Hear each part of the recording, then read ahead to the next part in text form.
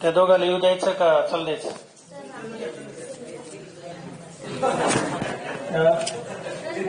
तिकडेच गेले वापस येते की काय माहिती. Two or a pair. तर त्याचा अर्थ लिहा कपल म्हणजे two people TW. Two people in relationship. प्रश्न चौथा आपण सोडवतोय ज्यामध्ये होमोग्राफ्स याची माहिती घेतोय, त्याची उत्तरं लिहितोय वर्कशॉपमधील. TW two people in a relationship. Relationship म्हणजे नातं. तर हा नवीन एक शब्द आता जगभरातला आपल्या भारतामध्ये रूढ झालाय. बऱ्याचदा मुलं मुली काय करतात, तरुण वयात किंवा म्हाताऱ्या उतार वयात सुद्धा रिलेशनशिप मध्ये राहतात. आता सध्या हा प्रकार फार गाजला होता. बऱ्याच 1-2 राजकीय नेत्यावरती आरोप झाले आणि त्यांनी कबुली दिली की ती आणि मी रिलेशनशिप मध्ये राहतो, म्हणजे लग्न न करता दोघं जण राहणं. आणि बरेच जण आता हे नवीन बदल आहे ऍक्सेप्ट करायला लागले की लग्न करून जबाबदाऱ्या स्वीकारण्यापेक्षा एकमेकाची गरज भागवण्यासाठी स्त्री आणि पुरुष रिलेशनशिप मध्ये राहतात. होती का? मला सकाळी दिसलंच नाही.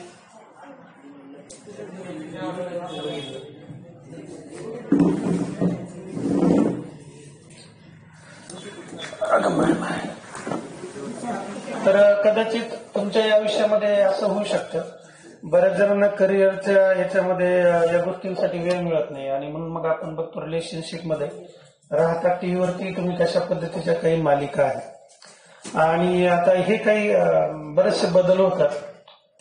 मॅक्झिमम म्हणण्यापेक्षा बऱ्याच एज्युकेटेड मुला मुलींनी किंवा मुलांनी जगभरातल्या आणि भारतातल्या सुद्धा मुलींना एक सेक्शुअल जेंडर न समजता एक व्यक्ती म्हणून स्वीकारलेला आहे, व्यक्ती म्हणून. आणि म्हणून आपण बघतो टीव्ही मालिकांमध्ये सुद्धा आणि प्रत्यक्षात आपल्याकडे औरंगाबादला सुद्धा असे बरेचसे मुलं मुली रूम पार्टनर म्हणून राहतात किंवा युरोपियन कंट्रीज मधून इथं आलेले रूम पार्टनर म्हणून राहतात दोघं जण. म्हणजे मग ते रूम पार्टनर म्हणून राहतात म्हणजे ते काही दोघांनी एकमेकांशी लग्न केलंय का? तर नाही केलेलं. जसे मुलं एकमेकाबरोबर 2-2, 3-3 मुलं, 4-4 मुलं एक रूम शेअर करतात, तसे बरेचसे 3 मुली, 1 मुलगा, 1 मुलगा 1 मुलगी रूम शेअर करतात, एका रूम मध्ये राहतात.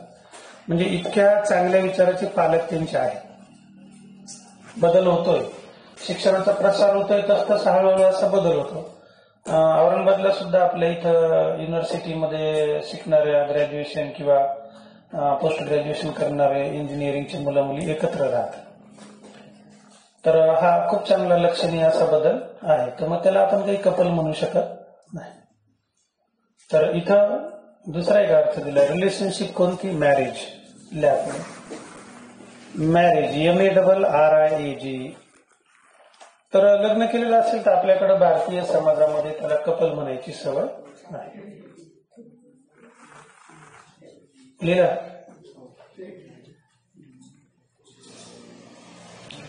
बी मध्ये दिले तुम्हाला माइंड, MIND. माइंड म्हणजे मन, मन मन ब्रेन. पहिला शब्द लिहा माइंडचा, दिमाग.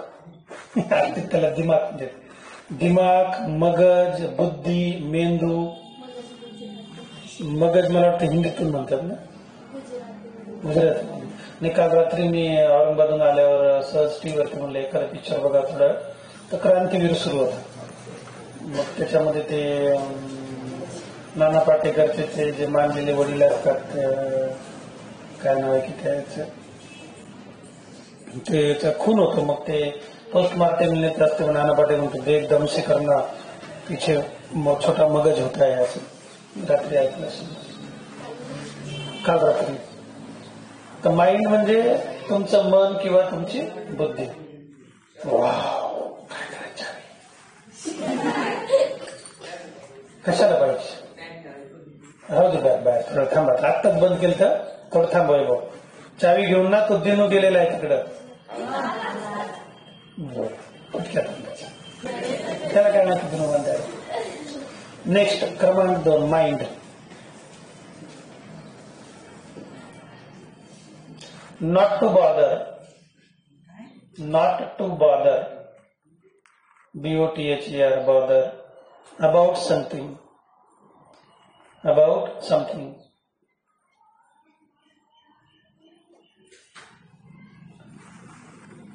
मराठीत अर्थ लिहा. दुसऱ्याने केलेल्या एखाद्या कृतीचे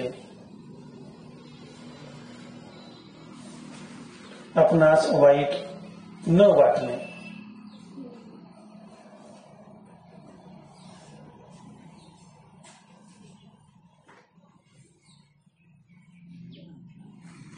कामा न लाजणे.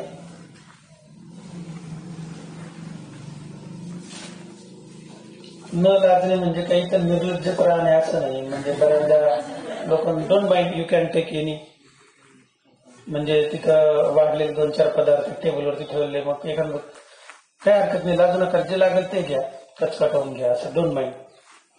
Take any banana, otherwise mango, तुम्हाला आंबा केळं काय वाटतं बसत होतं. सी स्पेस, SPAC, स्पेस, अंतर आणि जागा. स्पेसचा पहिला अर्थ लिहा एरिया, एरिया, जागा. कंसामध्ये लिहा मोकळी, मोकळी, मोकळी जागा. Number 2 space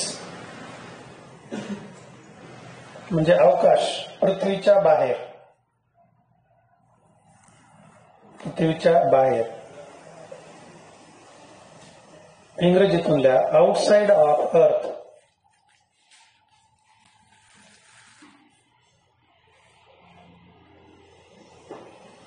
outside of earth. D दिले तुम्हाला साऊंड, SOUND.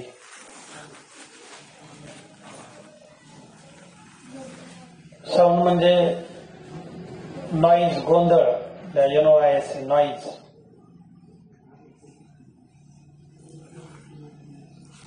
गोंधळ, आवाज.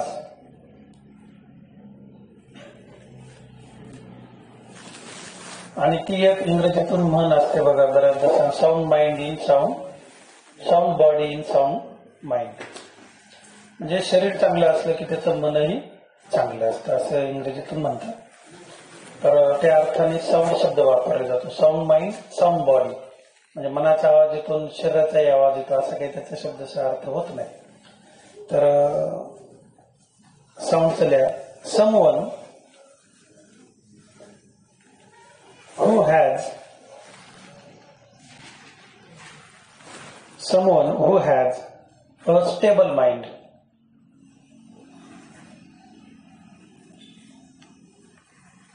Stable mind, STABLE, stable mind म्हणजे स्थिर मनाचा जो व्यक्ती आहे त्यासाठी. Sound mind in sound body. कळाले दोन्ही साऊंडचे अर्थ. आता आहे लेफ्ट, LEFT. हा लिफ्टचा पास्ट टेन्स. लेफ्ट लिहिलं का तर लेफ्टचा पहिला अर्थ होतो डावा, टकना. आपल्याकडे त्याला धुता हात म्हणतात, लेफ्ट साइड, लेफ्ट साइड. पण ते तसं चुकीचं आहे. काही जण जन्मतः डावे राहतात, अर्थही लेफ्ट हँडेड आहे जन्मतः. बरेच जण आहे आपल्याकडे. अर्चनाताई सुद्धा लेफ्ट हँडेड आहे, जवेरिया पण लेफ्ट हँडेड आहे. अजून मुलांमध्ये कोण कोण आहे? सचिन पण लेफ्ट हँडेड आहे, पवन पण आहे. वा, 2 मुली डाव्या हाताच्या आहेत. छान चांगली गोष्ट. लिहिलं लेफ्ट. दुसरा लेफ्ट लिहा LEFT. लेफ्ट म्हणजे LEAVE, लिव, लिव, कामा, बाहेर जाणे, सोडून जाणे. चा भूतकाळ,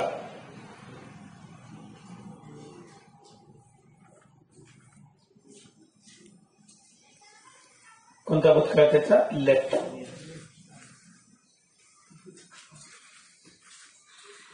पुढे असा प्रश्न दिलेला आहे, in your notebook make pairs of sentences with the above mangoes sorry above homographs.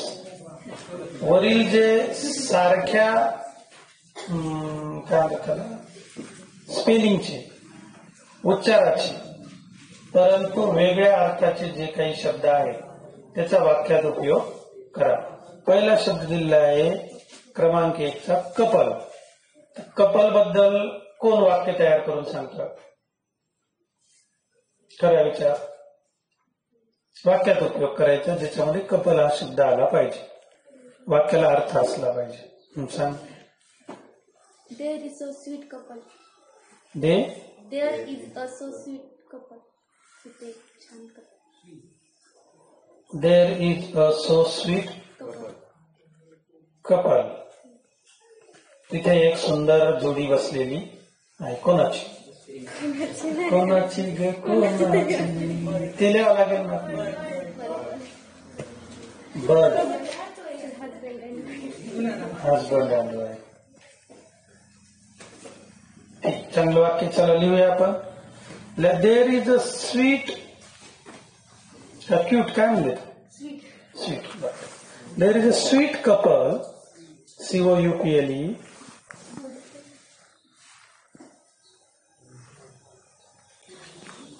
sitting SITTING sitting very close to each other. Very close म्हणजे एकदम चिटकून बसलेले म्हणून स्वीट आहे.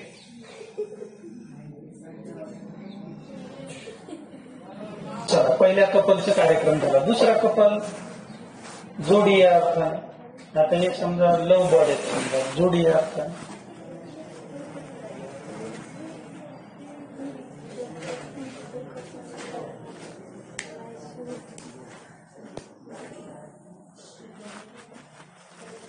लिंगो सांगा, वाक्यात उपयोग करा. जोडी या अर्थाने, दोन या अर्थाने, पेअर या अर्थाने. Generally Wien at the time of speaking आपण असं म्हणतो ना, couple of time I have told you, बऱ्याचदा मी तुला सांगितलंय है की नाही. डोंट कम देअर, तिथे येऊ नको. वाय पण तुम्ही तिथे बिड्या उडत.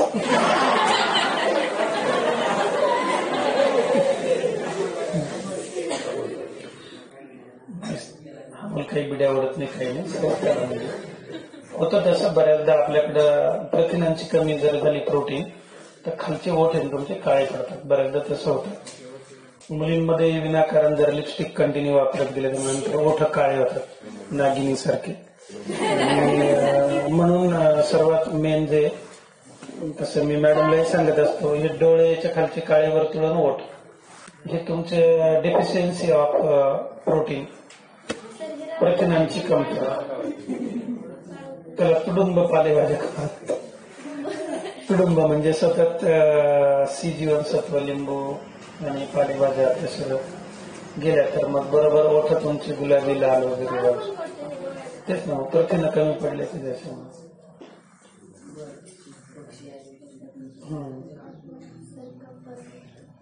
सांगा कपल दुसरा उपयोग. बरं मराठी चला. तर माझ्या बुटांमधला एक, माझ्या बुटांच्या जोडीमधला एक बूट गायब झाला. बुटांच्या जोडीमधला एक बूट गायब झाला. बेस्ट आहे. पण साधारणतः कसं बूट वगैरे म्हणलं की ते कपलच राहतात, दोन सोबतच राहतात. बुटाच कपल नाही म्हणतात. चप्पल घेतली तर आपण एक नाही चप्पल घेत, असं म्हणतात. माझ्याकडे सध्या 50,000 रुपये, एक चप्पल एक मी पुढच्या ते पेअर मध्येच राहतात. पेअर ऑफ शूज असं नाही म्हणतात. पेअर ऑफ चप्पल, काही गोष्टी त्या पेअरच राहतात. बैलगाडी पेअर ऑफ व्हील आहे, एका चाकाची बैलगाडी आपल्याकडे नसते. There are something they are always in pair. Couple हा शब्द वापरून अजून हा सांग दिलं. बरं मराठीतून चिमणीकडे नाही ते झालं ना आपल्या कार्यक्रमात. जोडीचा कार्यक्रम झाला.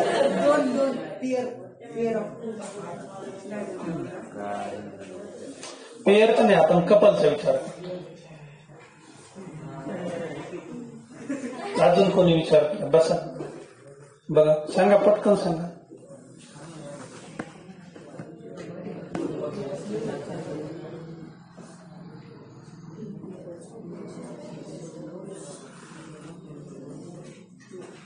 लिहा वाक्य. कपल ऑफ टाइम, बऱ्याचदा. कपल ऑफ टाइमचा अर्थ काय होतो? बऱ्याचदा.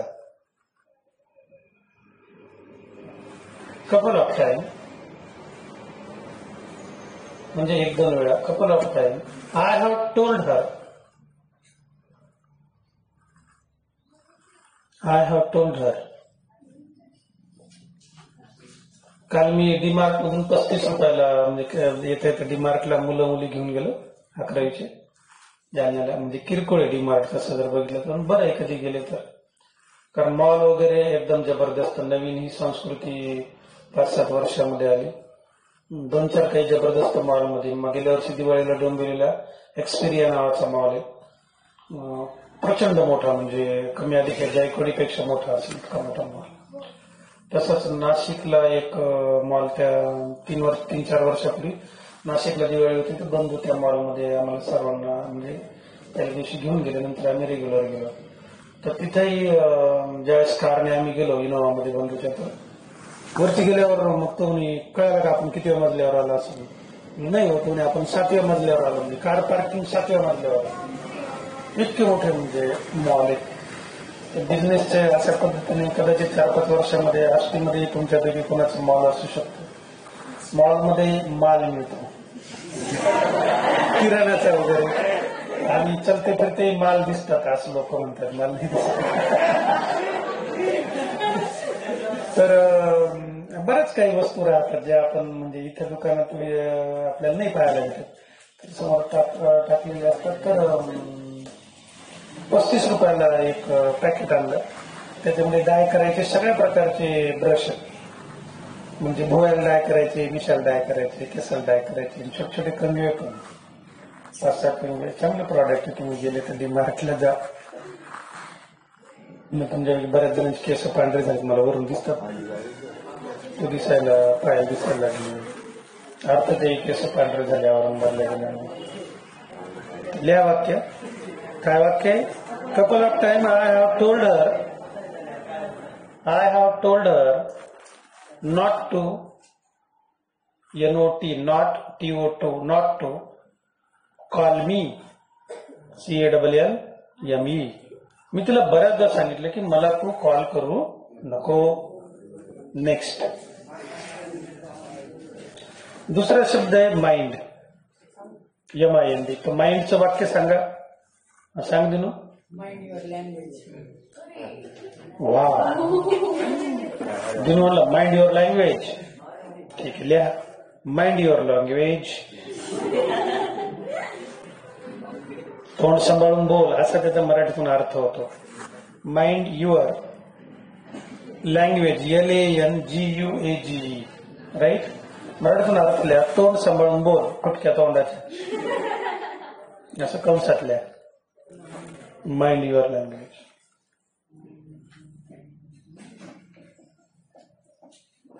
दुसरा माइंड सांग. I have many thoughts in my mind. I have many thoughts in my mind. शाबास, बरोबर आहे. शाबास वैष्णवी. लिहा वाक्य. I have many thought. त्या थॉट मध्ये एखादा आमचाही थॉट असेल ना. माझ्या मनात खूप विचार आहे, आमचा एखादा विचार मग काय तुमचाच विचार ठेवायचा काय? वा रे वा दिनू. काय सांगितलं वैशू बेटा? I have many thoughts, THOUGHTS, in my mind. माझ्या मनामध्ये भरपूर कल्पना आहेत. माझ्या मनामध्ये भरपूर कल्पना आहे.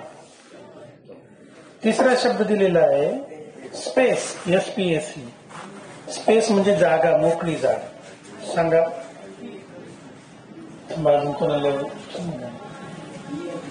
जवेरिया बुखारली का काय? कोण सांगतं स्पेस मधलं? स्पेस शब्द घेऊन वाक्य सांग मराठी. चला, स्वामी वाक्य सांगतायत.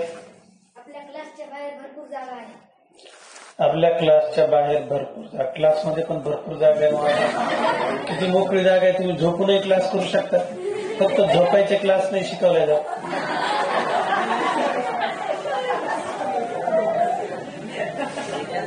बरोबर आहे. स्वामीचं वाक्य लिहा.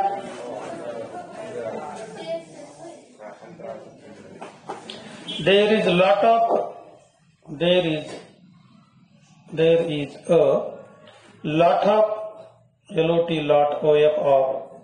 lot of space, space,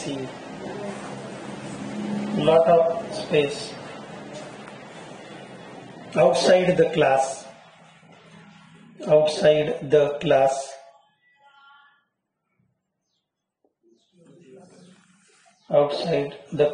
to park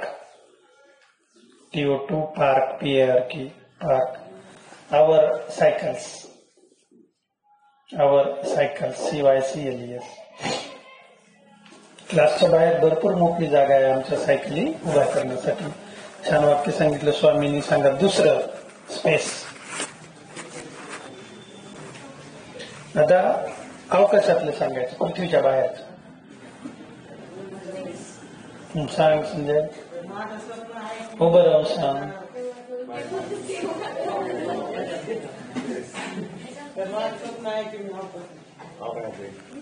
अवकाशात नुसतं कसं अर्चना सोबत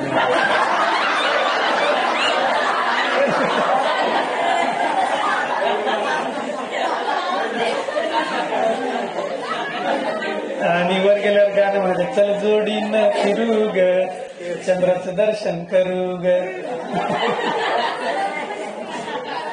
खडा काय म्हणते. तर निष्ठा नको ना जाऊ तू अवकाशात, सोबत कोणाला तरी घेऊन जा. चालेल. ठीक आहे चालेल. बस खाली. तर आपण लिहूया इंग्रजीतून स्पेसचं. I have dream. I have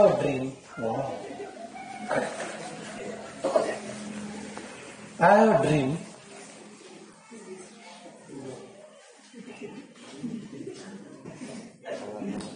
to travel in the space.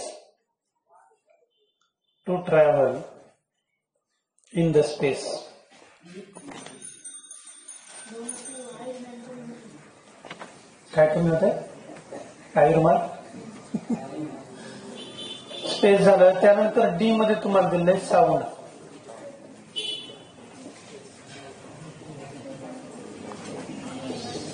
Sound म्हणजे गोंधळ, आवाज. सांगावा. अर्चना सांग.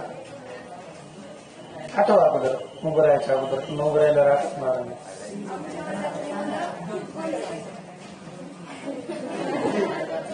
पण टाळी एका हाताने वाजत नाही असा मुलांवरती आरोप करले. तुम्हाला पाहून ते गोंधळ करतात. दोन्ही मुलं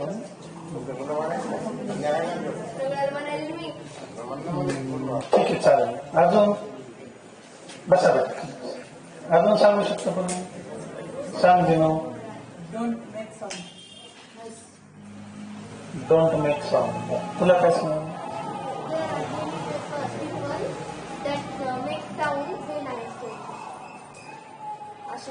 when I am studying. ठीक बरोबर आहे. अजून संजयला काय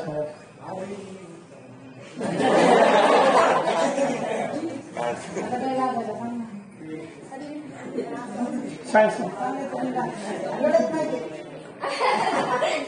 तुमच्यापैकी फार क्वचित म्हणजे 0.1% कोणाला तरी इंग्रजीतून वाक्य लिहिता येतं. तुम्हाला कोणालाच इंग्रजी प्रॉपर ती लिहिता येत नाही. म्हणजे आताही तुम्ही वेळ राहिलेली नाही. परंतु जर तुम्हाला असं वाटलं की हे स्किल डेव्हलप करणं म्हणजे मगाशी मी तुम्हाला डीमार्कचं उदाहरण सांगितलं. वरचेवर जे बदल आपल्या बाजूला झपाट्याने होत आहेत, दी चेंजेस इन ईच फील्ड, तर हे तुम्हाला अडॉप्ट करण्यासाठी सर्वात जवळची आणि सोपी भाषा पडणार आहे इंग्रजी. आणि आता 10वीला तुम्ही आहात, परंतु आता फक्त आपल्याला शालेय स्तरावरती आपण इंग्रजीतून बघताय किती वेळ लागतो. रिझन याच्या मागचं काय आहे की हे प्रश्न उत्तर लिहून द्यायची तशी काहीच गरज नसते. आणि नवीन याच्यामध्ये काय आहे की इंग्रजी शिकवण्यासाठी मुलांनी तुम्हीच हे वर्कशॉप वगैरे दिलेलं आहे ना, ते सगळं तुम्हीच सोडवायचं आणि ते आलं नाही तर संबंधित शिक्षकाला विचारायचं. परंतु आपल्याकडे अडचण अशी राहते, तुमच्यापैकी बहुतेकांना इंग्रजी वाचता येत नाही. बरं, इकडून तिकडून वाचली तर ती समजत नाही. तर ह्या बेसिक अडचणी आहेत. आता महिना 2 महिने गेल्यानंतर एकदा 10वीची परीक्षा झाली की तुम्हाला वाटतं तुम्ही खूप मोठं काहीतरी डोंगर बाजूला केलेलं आहे. बरेच जण ते रिलॅक्स मूड मध्ये जातात. पालकांना ऍक्च्युअल माहिती नसते. मी बऱ्याचदा सांगत असतो बाबा असं गाफील राहू नका. आणि मग नंतर तुमच्या बरोबरचा तुमचा जो कॉम्पिटिटर आहे स्पर्धक, 10वी झाले की दुसऱ्या दिवशी ते लगेच लातूर, औरंगाबाद असेल, पुणे असेल, औरंगाबाद पुन्हा आपलं नांदेड, अशा वेगवेगळे शहर जवळ करतात. 10वी झाल्यानंतर 2-3 दिवसामध्ये किंवा दुसऱ्याच दिवशी किंवा 1 दिवसाच्या 2 दिवसाच्या अंतराने बहुतेक क्लासेसच्या 17 तारखेच्या एक्झाम होतात. त्याच्यातून क्लासेस चांगल्या मुलांची निवड करतात.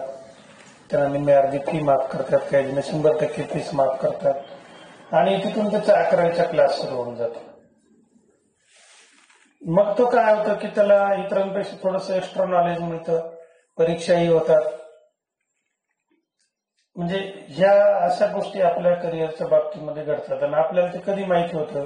सपोज गृहीत धरा एप्रिलमध्ये तुमची एक्झाम संपली तर मे, जून, जुलै, ऑगस्ट तुमचा निकाल ऑगस्टमध्ये लागणार. त्याच्यानंतर सप्टेंबरमध्ये तुम्ही 11वीचे ऍडमिशन घेणार आणि मग आपलं जगातलं सुप्रसिद्ध कॉलेज लाल बहादूर कनिष्ठ महाविद्यालय, मग यामध्ये सप्टेंबर ऑक्टोबरच्या सुरुवातीला किंवा सप्टेंबरच्या शेवटी एखादा लेक्चरर येऊन तुम्हाला शिकवेल. परंतु तोपर्यंत मे, जून, जुलै, ऑगस्ट, सप्टेंबर 5 महिने मुलांचे 11वीचा अभ्यासक्रम 80% संपून जातो. म्हणजे येत्या दिवसामध्ये अशा पद्धतीने तुम्हाला ते मॅनेज करायचंय, त्या गोष्टी पालकांशी बोलायचं, दररोज हे सांगायचं. कारण म्हणजे की जी काही इकॉनॉमी आहे आता ती बऱ्याचशा काही गोष्टी उद्ध्वस्त होत चालल्या. कोरोनामुळे आपण बघतो की बरेचसे जुने बिझनेस उद्ध्वस्त झाले, नवीन बिझनेसनी जन्म घेतला. तर अशा खूप काही गोष्टी आपल्या आजूबाजूला घडतात आणि त्या सगळ्या ज्ञानावर आधारित आहे. म्हणून तुम्हाला इंग्रजीची तयारी करायची आहे. आता प्रकार राहिला व्यक्तिगत, कारण तुमच्यापैकी काही 2-4 जणांना अगदी 6वी-7वी पासून ते शिकवत आणलंय. ज्यावेळेस ती 360 वाक्य तुम्ही कुठलंही टेन्सचं एखादं क्रियापद तुमच्या समोर दिलं आणि एखाद्या काळामधलं वाक्य, अर्थपूर्ण वाक्य लिहा म्हणलं की तुम्हाला ते लिहिता आलं, अॅक्युरेट तर ओळखायचं तुम्हाला. किंवा एक क्रियापद घेऊन नॉनस्टॉप तुम्ही 360 वाक्य लिहिले आणि त्यामध्ये हे मला वाटतं 9-27 270, 360 आणि 270 इतकी वाक्य तुमची जर लिहिणं झाली तर मग समजायचं तुम्हाला इंग्रजी आता लिहू शकतात. कारण इथं शिकवल्या व्यतिरिक्त आता तुम्ही मागच्या पिरियडच्या हा पिरियड जर बघितला 4-5 दिवसाचा गॅप, तर त्याच्यानंतर तुम्ही इंग्रजी एक्स्ट्रा कोणती वाचलीच नाही. तुमच्याजवळ पुस्तक येऊन 5-6 महिने झाले, परंतु तुम्ही अख्खं पुस्तक वाचलंय का? तर नाही. एखादी तरी पोएम पाठ केली का? तर नाही.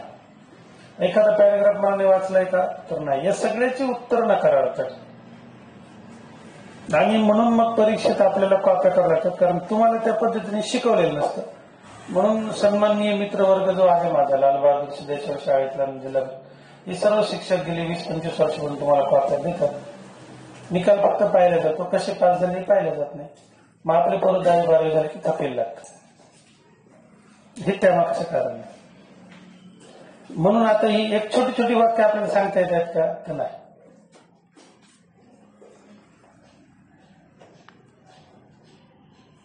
ही सत्यता आहे आपल्या शिक्षण पद्धतीमधली. म्हणून तुम्हाला डिपेंडेबल राहावं लागतं. एक ना एक ओळ समजावून सांगावं लागते, शब्द सांगावं लागतं. कारण त्याच्या व्यतिरिक्त तुम्ही घरी गेले की आपण एखादा पॅसेज घेतलाय, वाचलाय, त्याच्यातले न येणार शब्द काढले बाजूला, त्यांचा डिक्शनरीतून अर्थ घेतला, पुन्हा तो पॅराग्राफ वाचला, आता याच्यात कोणता शब्द राहिलेला आहे तो त्या ठिकाणी लिहिला. मग डिक्शनरीमध्ये बघितलं तर लक्षात येतं की इथं टॉकिंग आलेलं आहे, डिक्शनरीमध्ये फक्त टॉक आहे. मग आपला मी तुलना करतो, इथं टॉक आहे, इकडं टॉकिंग आहे, म्हणजे नेमकं काय आहे त्या वाक्याचा अर्थ. अशा पद्धतीने ही वाक्य किंवा टेन्स आपल्या मेंदूमध्ये बसत जातात आणि म्हणून मग त्याची माहिती होती. आणि मला इंग्रजीच्या संदर्भात जर म्हणलं इतक्या वर्षाचा अनुभव, सतत वाचन, इंग्रजी कादंबऱ्या मी वाचतो आणि सध्या म्हणजे शिवछत्रपतींचा इतिहासाचा खंड आहे तो मराठीत भाषांतर करतोय. नेहरूंचं आत्मचरित्र आहे ते वाचायला सुरुवात केलेली, पंडित जवाहरलाल नेहरूंचं. अशी बरीचशी काही इंग्रजी पुस्तकं. चेतन भगतच्या अलीकडच्या कादंबऱ्या वाचतो. तोही एकदम इंडियन इंग्लिश, आपण जनरल रस्त्यासाठी वाटण्याच्या मुलांनी लिहिल्यासारखं कादंबऱ्या लिहितो. ते 3 इडियट्स पिक्चर लिहिला त्यांनी. पुन्हा जिंदगी ना मिले दोबारा तोही पिक्चर त्याच्याच याच्यावरती अवलंबून आहे. 2-3 वर्षाखाली त्याचा हाफ गर्लफ्रेंड तो एक कादंबरी रिलीज झाली. तर आहे असं वाचन केलं तर होते. 10वीला काही आम्हाला असं एवढं वाचनाचं नव्हतं, परंतु त्याही वेळेस ते काय चंपक बंपक अशी काहीतरी पुस्तकं राहायची आणि times of India, the Hindu नावाची इंग्रजी वर्तमानपत्र शिवलं वाचायला भेटायचं. म्हणजे आम्ही चित्र पाहून फक्त क्रिकेटच्या बातम्या वाचायचो. त्याच्यात रंगीत पोस्टर यायची क्रिकेटची, कपिल देव, गावस्कर यांचे फोटो, म्हणून ते पेपर आम्ही बघायचो. अशा गोष्टी आहेत आणि त्यासाठी म्हणजे आता नॉलेज बेस्ड असल्यामुळे जागतिक भाषा ही थोडीफार तरी आपल्याला आली पाहिजे. म्हणून तुम्ही प्रयत्न करा. परीक्षेपुरते नाही, परीक्षेमध्ये तर तुम्हाला मी सांगितलं ना, जर तुम्हाला माझी जिरवायचीच असेल तर फक्त 1 दिवस पेपरला जायचं नाही, तर तुम्ही नापास होते. म्हणजे आपण म्हणतो की मी जिरली ते म्हणलं पास होते, मी नापासच होते बाई. सर म्हणजे पास होते, मी नापासच होते. मग पेपरला जायचं नाही तरच तुम्ही नापास होते. पण आपल्याला 10वी झाल्यावर येते काय, आता 10वीला बसलेले आहे ना तुम्ही. सध्या आता फॉर्म भरले म्हणजे तुम्ही 10वीला बस.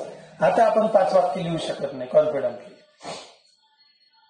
त्याच्यामागचे कारण म्हणून इंग्रजीचा हा अभ्यास करतानाही तुम्ही करू शकता. आता तुमच्या मार्काच्या दृष्टिकोनातून जर बघितलं, पोएमच्या पोएम मुखपाठ करणं, एखादी एक तरी पोएम तुम्हाला मुखपाठ असली पाहिजे इंग्रजीत. आता तुमचं शालेय सत्र संपत आहे. उद्या तुमच्या लेकराने किंवा नातीने किंवा नाताने जर विचारलं तू शाळा शिकली का, yes I have taken education, मी शिकलेली. किती पास? म्हणजे 10वी पास. मग एखादी इंग्रजीतली पोएम म्हणून दाखव. समजा अर्चनाच्या नातवाने म्हणलं आजी आजी, मग आजीला मग काय पोकारला हे मग करायची काय शाळेत जात होती काय नुसती उद्या सांगितलं काही ते नातू येणार नाही जवळ. एखादी पोएम पाठ करा, एखादा पॅरेग्राफ अशा पद्धतीने वाचा आणि एक पॅरेग्राफ वाचत जायचं. एवढा मोठा अभ्यासक्रम ते सोडून द्या. त्याच्यातलं आपण किती घेऊ शकतो. सायन्सचा असेल म्हणजे प्रत्येक, मी तरी समजा तो पॅरेग्राफ मला वाचल्या काही समजतं असं नाही. म्हणजे ते पुस्तक के बालकृष्णन यांनी ते शिवचरित्र पहिल्यांदा जगाच्या पाठीवर इंग्रजीतून शास्त्रोक्त पद्धतीने त्यांनी लिहिलं. जवळपास 20 वर्ष त्यांनी खर्च केले त्यासाठी. आणि ज्या ज्या घटना घडल्या त्या ठिकाणी ते प्रत्यक्ष गेले. समजा मग अफजल खानाचं हे असेल असोसिनेशन वर, तो कुठं झाला तर त्या गावात तिथं गेले, तिथं ते फिरले, तिथल्या लोकांशी चर्चा केली. 100 वर्षापूर्वीची गोष्ट. अशा पद्धतीने त्यांनी ते शिवचरित्र लिहिलं. त्या काळात के बालकृष्णन तेव्हा त्यांनी लंडनला जाऊन इतिहासामध्ये PhD केलेला माणूस. ते शब्द मला थोडीच माहिती, म्हणजे मला सतत वाचावं लागतं सारखं. 1दा 2दा 3दा 4दा एक ओळ 10-10 20 वर्ष वाचून मग संदर्भ येतो की यांना असं म्हणायचं. तर तुम्ही अभ्यासासाठी समजा म्हणजे करा, एक पॅरेग्राफ होईल. लिहूया पुढं. साऊंड किती वाजले बघू पाहुण्या? 11. बरोबर ठीक आहे. आवाज डॉक्टरचा भेटूया उद्या.